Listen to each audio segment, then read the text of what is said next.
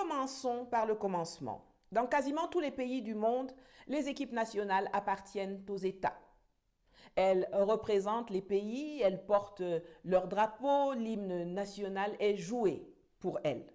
En 2014, l'État camerounais a décidé, à travers un décret pris par le président de la République, de confier la gestion et l'organisation des 11 équipes nationales de foot à la Fédération camerounaise de football, la FECAFOOT, comme en atteste l'article 3 qui dispose que, je cite, la gestion administrative, sportive et technique des équipes nationales de football relève de la compétence de la Fédération camerounaise de football. Fin de citation. Ainsi que l'article 4 qui rajoute que, je cite, la coordination administrative, sportive et technique des activités et des programmes des sélections nationales de football est assurée par un coordonnateur général nommé par le président de la fédération. Fin de citation. Il n'y a aucune ambiguïté. Comme l'esprit à cette époque est à la bonne collaboration pour mettre fin aux tensions qui émaillent déjà les rapports entre le ministère des Sports et la FECAFOOT, l'État propriétaire et la fédération gestionnaire se sont assis en 2015 pour apporter des précisions sur les modalités de mise en application du décret de 2014 et ont donc signé à cet effet une convention. Dans la dite convention, ils se sont accordés entre autres sur le fait que le recrutement de l'entraîneur principal des équipes nationales et de ses adjoints pourrait suivre 2 processus. Ils se sont également entendus que quel que soit le processus retenu, c'est la fédération qui choisit et c'est l'État qui paie. Le premier mécanisme est le recrutement par la fédération par contrat. Ça signifie que la fédération va sur le marché national ou international des entraîneurs, regarde qui est disponible, identifie un entraîneur, présente obligatoirement son dossier au ministre qui donne obligatoirement son avis en retour. Si l'avis du ministre est obligatoire, ce n'est pas un avis conforme, c'est-à-dire qu'il ne s'impose pas à la fédération qui est la technicienne et qui décide en premier et en dernier ressort. La question que beaucoup de gens peuvent se poser est de savoir pourquoi on impose à la fédération de demander à l'État son avis et pourquoi on impose à l'État de donner son avis alors qu'à la fin, celui-ci peut être ignoré par la fédération. Eh bien, c'est parce que l'État peut émettre un raisonnement qui amènera la fédération à faire évoluer son point de vue. Par exemple, si l'État dit qu'il n'a pas les moyens de remplir les conditions financières exigé par l'entraîneur ciblé. Une fois l'avis du ministre reçu, la fédération signe un contrat avec l'entraîneur sélectionné. Mais ici encore, le Cameroun présente une particularité, c'est que la signature du ministre apparaît aussi sur le contrat du nouvel entraîneur. Cette signature ne signifie pas que l'État valide le choix du sélectionneur. Mais il se trouve que, suivant les accords conclus avec la fédération, c'est l'État qui prend en charge le salaire du sélectionneur. Et c'est pour respecter les règles des finances publiques que la signature du ministre doit apparaître en amont de toute la procédure de cette dépense, c'est-à-dire sur le contrat. Le ministre ne signe pas parce que c'est lui qui choisit l'entraîneur. Il signe parce que c'est l'État qui le paie. Le second processus possible est le recrutement, toujours par la fédération, à travers la mise à disposition. Disons que la fédération est allée sur le marché libre des entraîneurs et qu'elle n'a pas trouvé un profil satisfaisant. En revanche, elle a identifié parmi les fonctionnaires de l'État un profil qui lui convient et demande donc à l'État de lui prêter, de lui mettre cette personne à disposition pour une certaine période. Les Jean-Paul Akono, Jules Nyonga, Léon Seke sont des exemples d'entraîneurs fonctionnaires ayant été mis par l'État à la disposition de la fédération.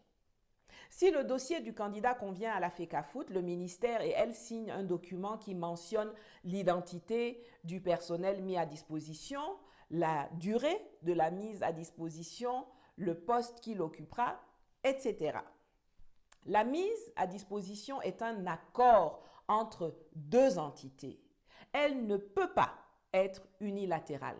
L'État ne peut pas se lever un matin et décider d'envoyer un de ses fonctionnaires à la FECAFOOT si celle-ci n'est pas demandeuse. Il peut encore moins mettre à disposition quelqu'un qui n'est pas fonctionnaire. Or, pour être un agent de la fonction publique au Cameroun, il faut être camerounais.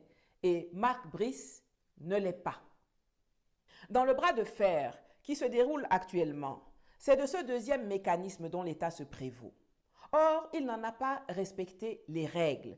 Il n'a pas attendu la demande de la fédération. Il ne lui a pas proposé le dossier du candidat. Il n'a pas conclu avec elle une convention de mise à disposition portant le nom de M. Brice, qui ne peut d'ailleurs pas être mis à disposition parce qu'il est belge. De fait, l'État camerounais n'a donc suivi aucun des deux mécanismes prévus dans la convention de 2015 pour le recrutement d'un entraîneur. En se substituant à la fédération, il a violé ses propres textes et engagements. Il ne s'est pas arrêté là. Il a étendu son opération en nommant en lieu et place de la fédération le coordonnateur général et d'autres membres du staff technique. Et pour légitimer cette forfaiture, il s'appuie sur un haut accord de la présidence de la République aux propositions du ministre des Sports, de recrutement du sélectionneur et des responsables chargés de l'encadrement technique, administratif et médical de l'équipe nationale senior du football masculin.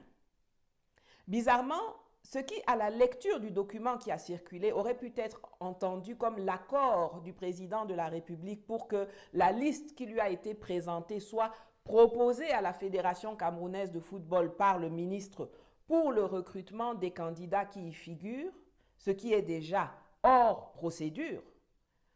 Cela a plutôt été interprété par le ministère comme une instruction du président faite au ministre de les nommer lui-même. Même la contractualisation requise par ce document en liaison avec la fédération que vous voyez ici, suggérant l'utilisation du mécanisme de la signature d'un contrat par la fédération avec avis obligatoire du ministre, s'est transformée dans l'entendement du ministère en une mise à disposition qu'il n'a même pas été capable d'assurer dans les normes. Ce faisant, il viole lui-même la haute instruction dont il se prévaut. Cela dit, admettons même que ce document émanant du secrétariat général de la présidence de la République relaie effectivement une instruction présidentielle, comme cela nous est présenté par les cadres du ministère. Celle-ci a-t-elle une force supérieure au décret de 2014 ou à la convention de 2015? Je rappelle que la réglementation camerounaise est organisée suivant une classification de ces textes qu'on appelle aussi la hiérarchie des normes.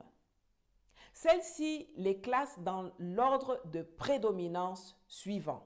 Tout en haut, il y a la Constitution, suivie des traités internationaux, puis les lois, les décrets, les arrêtés, les circulaires, puis les directives, puis les instructions.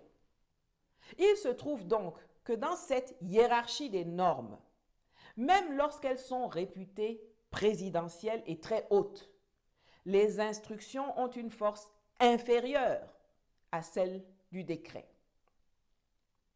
Quant à la Convention de 2015, du fait que comme tous les textes de sa nature, elle est la loi des partis qui l'ont signée, elle s'impose à l'État et à la fédération signataire comme supérieure aux très hautes instructions présidentielles.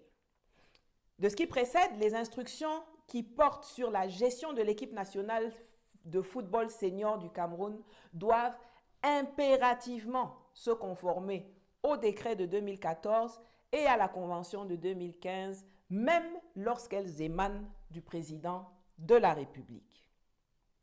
Voilà une exigence que le ministère des Sports, pourtant dirigé par un professeur agrégé de droit, refuse d'intégrer dans sa démarche, préférant substituer l'intimidation à la règle pour obtenir de la fédération ce que le droit ne lui réserve pas.